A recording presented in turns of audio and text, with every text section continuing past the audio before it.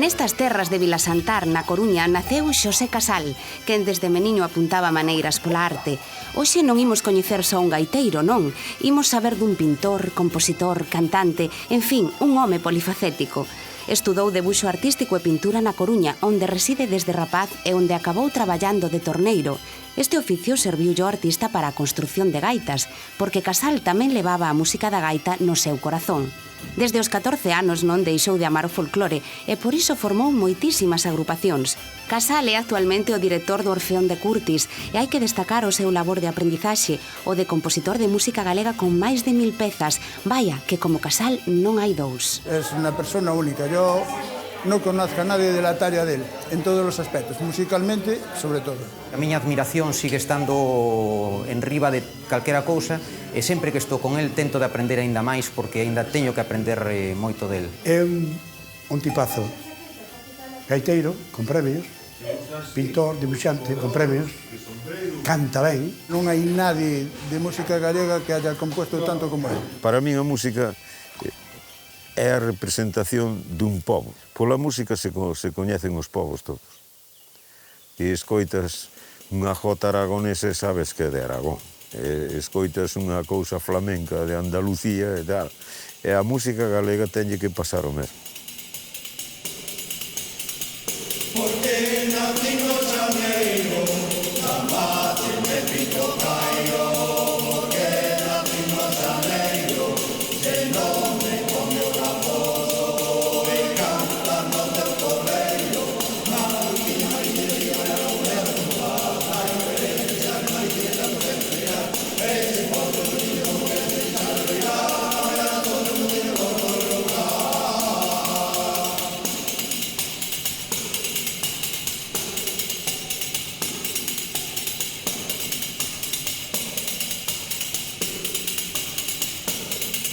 Tendrén o pan da merenda, o rapaciño de agora. Vendrén o pan da merenda, pra vergar unha bufanda e darse moita fachenda. Mariquilla, mariquilla, llibre a follar a bufanda, e querer chegar, mariquilla, tanto que esperar. Ese porto bonito que se sabe de mirar, pra ver a todo o mundo no colocar.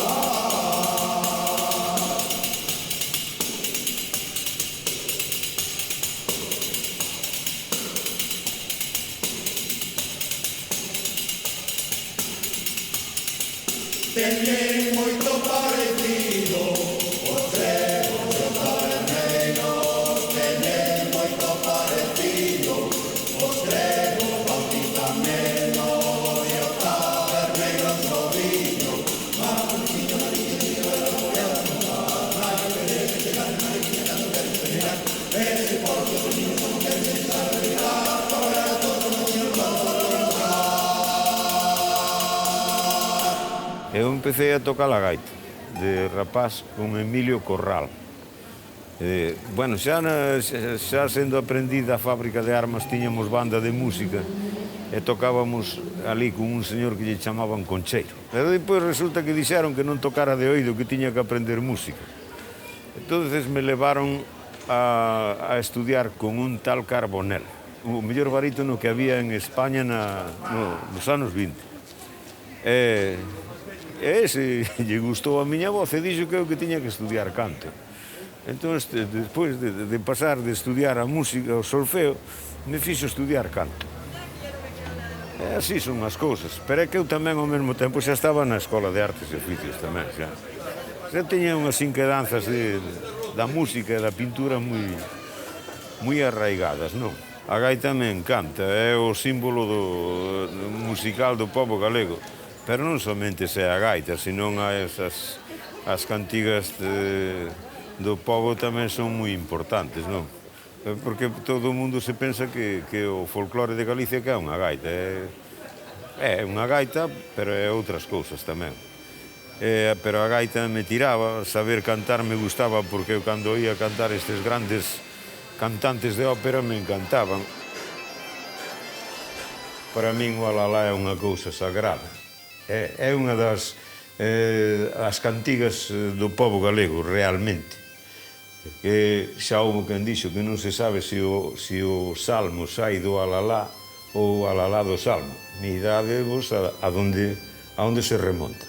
E eu, entonces, inspirado no tempo de alalá, que é unha cousa lenta, sentimental, pois fixen esta cousiña que se titula Alalá do meu sentir.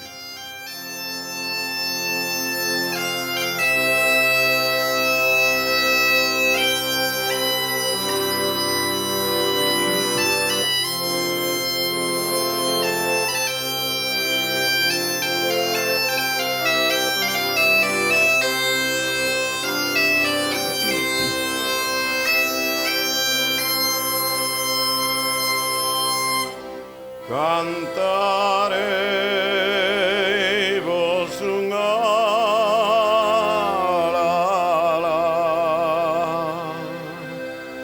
que raigame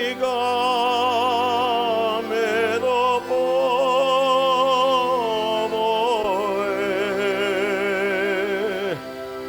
a cantiga máis ancestral.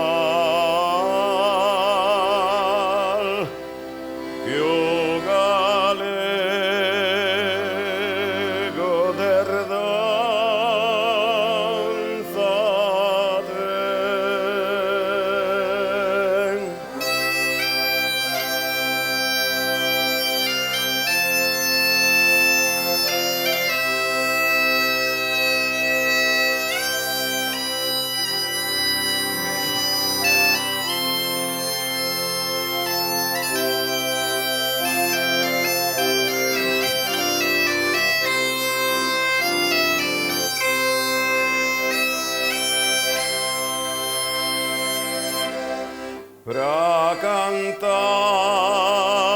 ben o alalá,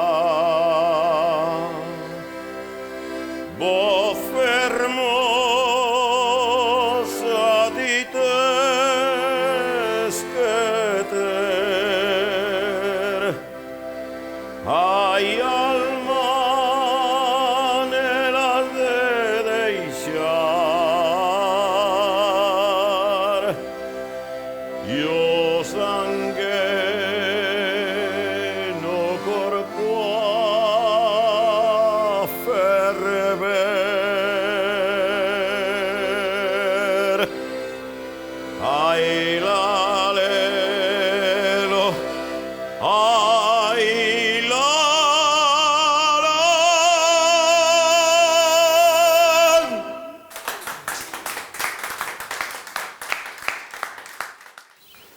Cuando era niño, venía con mi padre, o sea, el que sería tu bisabuelo. Y mi padre tenía una maña tremenda, se remangaba los pantalones hasta la pierna. E collía, e metía así a man por debaixo das pedras, e collía as troitas. Y yo tenía un ramillete destos. Y con él, pues cogía y le clavaba las truchas y llevábamos un montón de ellas para comérnoslas. ¿Comprendes? Mira qué bonito, ¿verdad? Y el río, mira qué cristalino está ahora. Este río estaba lleno de truchas. Este é o camiño de Viladarcas, precisamente onde nacín eu. Non veño moi a miúdo porque non me gusta, me dá certa nostalgia, non? Porque de cando un era cativo, a máis basta que meu pai morrera cando eu era moi neno, que é cando un máis necesita un pai. E foi así a vida. Que íamos facer? Pero eu, é unha das poucas lembranzas que teño dele. Queiras que non, un rapaz cando lle morre o seu pai de moi novo está, penso que se traumatiza un pouco, ainda que non foi o meu caso así moi... Porque eu vivín con miña nai, me tratou sempre con mil amores e tal, pero notase a falta dun pai, por suposto que sí. Cando tes que recibir un consello, pois non o tes. O primeiro que... Porque un pai debe ser un amigo para un fillo, non? E viceversa. A emoción invade a Xosé, tanto rememorar os momentos da infancia e a perda temperada do pai cárgano dun sentimento forte de nostalxia. Lembra os felices momentos que viviu na casa onde naceu, en Viladarcas, e iso leva a tratar de atopala de novo moitos anos despois. Boas tardes. Mira, que niñita máis guai. Mira, eu son neto de Mingos do Porto, pero agora a casa onde... que eu nacín aí. Sí, hombre, teño ido. E onde estaba a casa? A casa estaba así por aquí. É tirarme. Sí, hombre. Claro, edificouse esta no sitio da vella. Pois daquela me gozo nun pozo, dice outro. Bueno, pois nada. Hala. Gracias. Sí, de nada. Hasta Vale. sempre. Bueno, pois eu contaría de ver a casa, pero xa vexo que hai outra cousa, que o modernismo avanza e queda o castaño este, que este castaño sí que me lembro del tamén. Este castaño, a ver o que dura. Ao mellor dura máis que a nós todos, verdad, Cristina?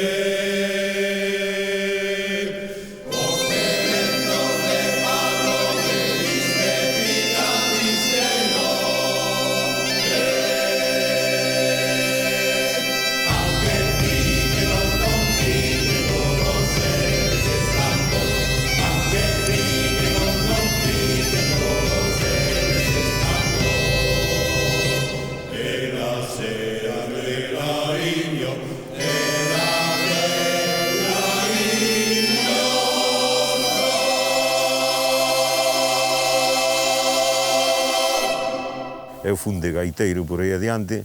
O primeiro gaiteiro que viaxou co ballet gallego da Coruña, eu era un deles, íbamos 3 gaiteiros e un deles era eu. En Amberes, Bruselas, Ámsterdam, Rotterdam, Venecia, Turín, Milán, París, percorrí gran parte de Europa coa música. A levei sempre comigo. Eu era un artista, malo ou bom, pero era un artista. O mellor non era o que eu pretendía, pero é o que pretendo. Agora xa vou vello. Agora xa me pasaron os anos e xa pero ben.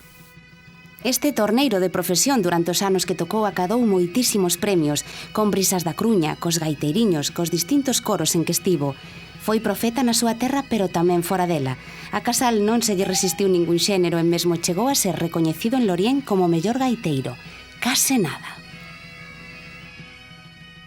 Tive un accidente que non me deixa, non toco como eu quero. Antes facía dela un pandeiro, pero agora pulso mal. Ou teria que volver a empezar de novo, pero a mí me gustaba tocar cousas moi difíciles. Para eso escribín a música. Eu escribín para gaitas, a tira de cousas.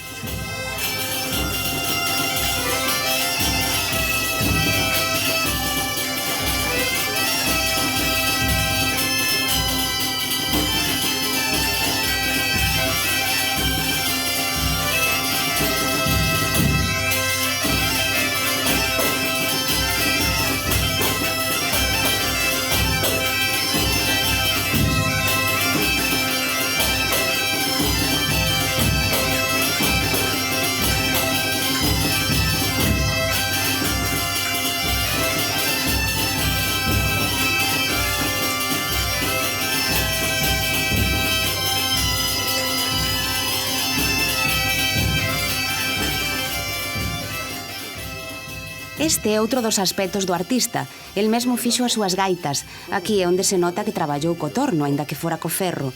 Fainas con esmero, con sentimento, con motivos galegos, e aínda que el di que non pode tocar como antes, porque é tremendamente perfeccionista e moi preocupado pola técnica, non diminúe o seu cariño cara a ela e está moi orgulloso do son que conseguiu. Eu vexo moitos gaiteros que separan os dedos demasiado. O instrumento parece un clarinete. E a gaita, a min enseñaronme sempre que os dedos deben estar pegadiños aos buratos, porque emiten o son máis doce. E logo a base fundamental é o meñique, a vibración do meñique. Sin ser nin moita cousa, pero é como, non sei se vichedes tocar algunha vez a un violinista, como lle vibran os dedos cando pulsa nunha corda. A gaita ten o mesmo... Outra cousa, cando a gaita soa ben, falle cóchegas aquí nas xemas dos dedos. Cando un está tocando, a gaita soa ben, afinadiña. Cando fai as notas ben afinadas, fai cóchegas aquí na punta dos dedos. Esta é unha gaita que lle fixen para o meu neto, que ainda na toca. Pero eu, como son un tipo persistente, e insistente, pois tratarei de que toque o chaval. Supoño que co tempo a chegar a tocar. Aos meus netos lles encanta, eu penso que lles encanta todo o que fago eu. O que pasa é que se ven un pouco impotentes, pero habrá que leválos pouquiño a pouco, a ver se consigo algo con eles. Vedes, a paleta está a baleira totalmente. Agora hai que botar aquí as cores e ordenadamente. Eu son un pintor que usa as cores básicas, que son o amarelo, o roxo e o azul, non? Este era o sistema de Velázquez. Velázquez foi o mellor pintor que deu a historia. O que fixo a profundidade, o que fixo o creador do impresionismo, creador da pintura moderna e creador do expresionismo. Con isto está dito todo. O branco. Vamos a usar esses cores primarios. Eu pinto desde neno. Eu aos 9 anos xa estaba na Escola de Artes e Oficios da Coruña. Ali se facía modelado, vaciado, escultura, talla en madeira. Agora vamos a velar todo isto envolto en azul. Porque, diredes vos, por que o azul tal? Pois porque a atmósfera, concretamente Velázquez dixo que a Terra lle chamaban o planeta azul. E que todo o que víamos estaba envolto en azuis. Por suposto que pintaba mellor que min. A forma xa non desapareceu, a forma xa está aí. Mirad, fixadevos ben como eu non titubeo en case emborrar as figuras. Védelo, Cristina. Un home que viva 80 anos, se quere dedicarse a pintar, que dibuxe 79 anos e que pinte un. Porque xa sabedes que a base fundamental da pintura é o dibuixo. Bueno, non vos vaiades pensar que isto se pinta así a fume de carozo, Hai que ir a modiño, Bótase unha miasiña de nada de amarelo, porque senón sal moi duro, e se poden mezclar tamén un montón de cores. Xa sabedes que a pintura hai as cores quentes e hai as cores frías, como pasa na música. As cores quentes son os roxos, os ocres, e as cores frías pois son os azules, os grises. En Galicia pois abonda moito, como saberedes, non? Galicia está envolta no que lle chaman o filtro negro, que é eses grisáceos moi acentuados das brétemas. Moi difícil de pintar Galicia.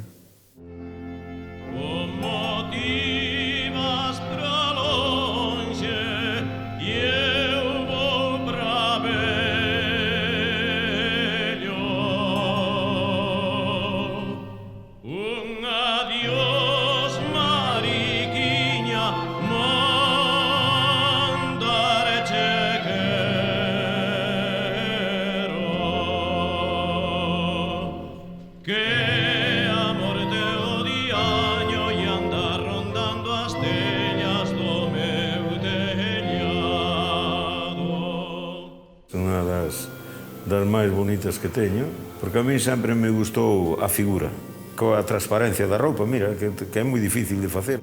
A pintura é outra das paixóns de Casal. Está encantado co seu traballo. Leva toda a vida pintando. O seu primeiro mestre foi Quintas Goyanes, discípulo de Castelao. Chegou a gañar de mozo 2 viaxes de estudos a Madrid á Escola de Bellas Artes. Ten feito numerosas exposicións cunha obra ampla e de temática moi variada. Ten tamén unha virtude, a paciencia e a delicadeza. Lúcese nos retratos onde capta a esencia da persoa, como podedes apreciar nos que lles fixo aos seus queridos netos. Este é o meu neto, cando era cativo. Era así, tal. E estes era eu. A idea tiña moi clara, non? De rapaz, a miña idea era clarísima de que o meu que era a pintura, xa toda a vida xa dibuixaba desde moi cativo. Garabateaba xa de neno. O pintar, evádeste de todos cantos problemas poidas ter na túa vida, te relaxa totalmente. A espiña cravada que me quedou foi non poder haber estudiado Belas Artes, non poder haber ido para Madrid. A miña ilusión era ir para San Fernando, para a Escola de Belas Artes de San Fernando, porque eu era un alumno aventaxado na escola aquí xa, teño 2 premios de mérito, teño 3 accesis, teño unha medalla de ouro nacional, me levaba Soto Mayor, que era o director do Museo do Prado e da Escola de Bellas Artes. Foi un pouco traumatizante, pero os medios de vida de antes non eran como os de agora, que tiña unha pensión, se quería ir a Madrid, de 2.000 pesetas ao ano.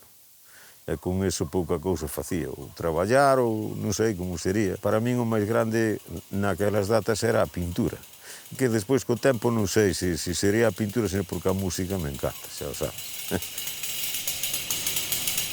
Baila, baila, pandeirada, baila, baila, bailador, baila, baila, pandeirada, para poder puntear mellor, para poder puntear mellor, para poder puntear mellor. Baila, baila, pandeirada, baila, baila, bailador.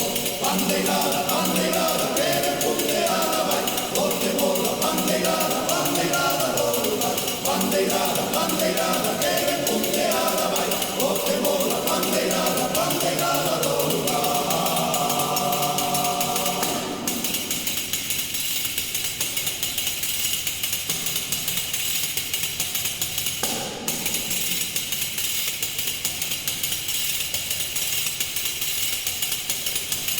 Toca pandeiriño, toca pandeirada do lugar, pandeirada de Luindra, que como ela non hai, que como ela non hai, que como ela non hai. Toca pandeiriño, toca pandeirada do lugar, pandeirada, pandeirada, que ben punteada vai, bote mola, pandeirada, pandeirada do lugar, pandeirada, pandeirada, que ben punteada vai, bote mola, pandeirada, pandeirada do lugar.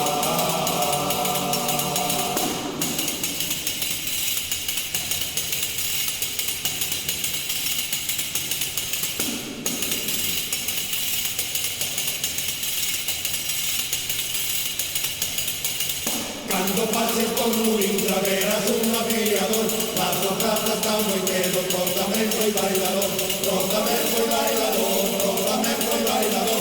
Cando pases por Luíntra verás un afiador. Pandeirada, pandeirada, quere puntear a baix, botemos la pandeirada, pandeirada do lugar. Pandeirada, pandeirada, quere puntear a baix, botemos la pandeirada, pandeirada do lugar. Esta é a barriada a que pertencían casi todos os que formaban parte da agrupación folclórica Os Gaiteiriños, que botei 25 anos con eles. Costoume moito traballo porque tívenos que enseñar a cantar, a afinar, que é a base, porque todo o mundo se pensa que teñen os rapaces que estudiar solfeo. O solfeo é depois. Primeiro é aprender a entonar. Depois de entonar, unha vez que entonan, é cando se pode empezar a estudiar o solfeo, a música e o que queiras, o piano ou calquer instrumento. Saquei gaiteiros, unha gran cantidad de gaiteiros que hai pola Coruña tocando adiante foron alumnos meus. Presumo de que son bons gaiteiros.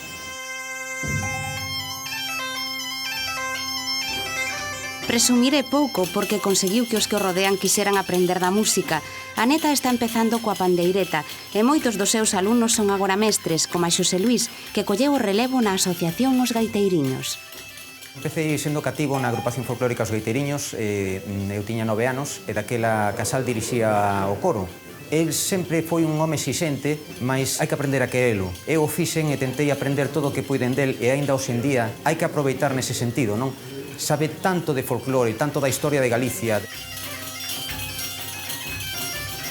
El foi o meu mestre e hoxe en día eu son a mestre da súa neta.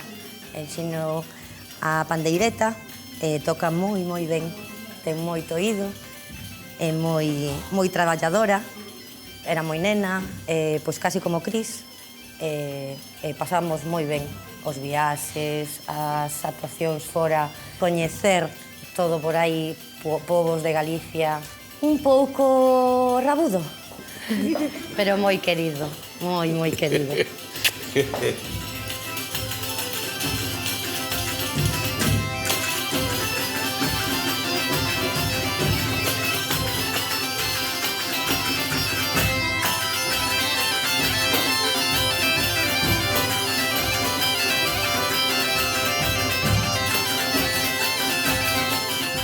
Xa vedes, estamos ante un dos máis prolíficos compositores de Galicia. Así se reflite nos 2 libros que publicou, O que di a gaita, con obras para gaita e percusión, e Música folclórica galega, onde presenta obras para corais e orfeóns, alalás, alboradas, maneos, pandeiradas, muiñeiras, é dicir, unha extensa compilación de música tradicional. Posúe tamén moitas grabacións cos distintos grupos nos que estivo, algunhas delas gravadas na Argentina, e tenlle un cariño especial ao seu disco en solitario Unha diosa mariquiña, onde el mesmo canta 10 temas clásicos galegos e algún composto por el, como este, O meu doce soño. Hai un soños moi fermosos que miran moito pra min. Os dous sempre estuvimos metidos así no allo. Xa estuve nos coros galegos moitos anos.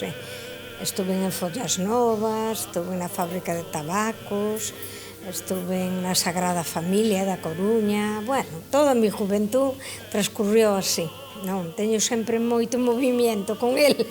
Este xa, cando marche pa lá, pois vai así, con tanta música e tanta cousa. Una pasión me domina, que es la que me hizo venir. Valentina, Valentina, yo te quisiera decir. Dicen que por tus amores la vida me han de quitar.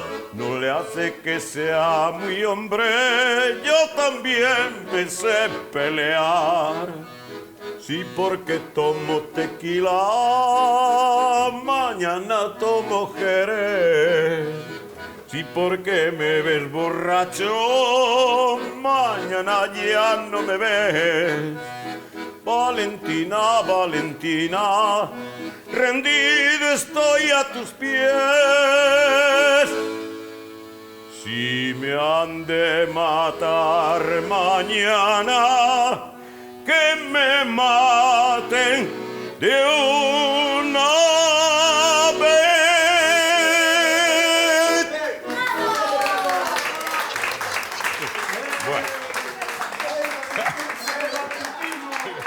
O que non se pode dicir, coño, isto que estou tocando é galego, como eses que andan tocando rumbas por aí e din que é música galega, que hai que agregalo, eso de ninguna maneira. A música galega ten suficiente categoría para non parecerse a ningunha música do mundo. O que toque a gaita sabe de sobra que a gaita ten unha especie de mordentes, uns picados, que non son como os dos escoceses, nin como os dos irlandeses, nin como os dos bretós.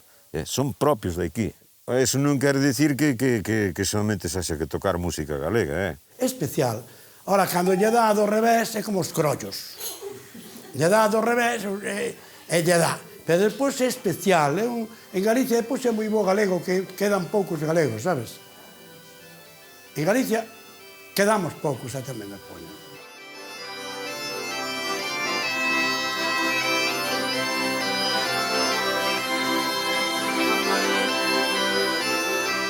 Es un hombre extraordinario, yo le tengo un gran aprecio. Es verdad que es un cascarrabias a veces. Pois serei como dinheiro, o que son un pouco premo moito nas cousas. Ao mellor me esmero demasiado e collo uns enfados fortes, pero eso ten que pasar. Penso que me queren ben. Una vez que lo conoces, hasta agradeces que tenga el carácter que tiene, porque es un perfeccionista. A él no le valen las cosas, está bastante bien. No, tiene que estar bien. Y por eso es un hombre sorprendente.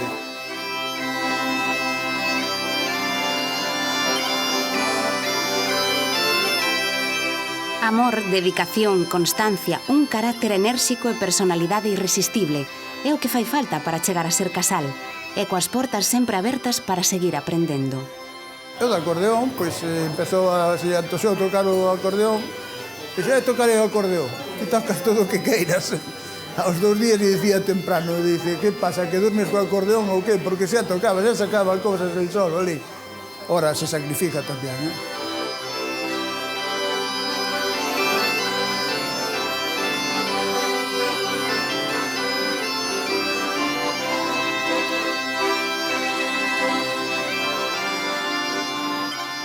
Estivemos en Varsovia fai 30 e pico de anos. Cantaba en italiano, te acordas, Casal? Cantaba en italiano. Depois pasamos para Bruselas, para a raíña Fabiola, actuamos ali, en Bruselas, e veu o camareiro tamén que lle cantou en italiano, mamma mía, dicía o tipo aquel. E xa estábamos invitados ali, no restaurante, porque facía mamma mía este cantando en italiano. Casal é especial, é especial. Debía de vir a facer footing comigo, que vou todos os días. O que me queda é que, agora que escribín tamén na música, pois, unhas 1000, entre obras e pezas, uns 1000 temas. E seguirei escribindo hasta que morra, e pintando e dibuixando. Eso para min é a miña vida, o máis grande da miña vida é pintar, escribir música e dibuixar.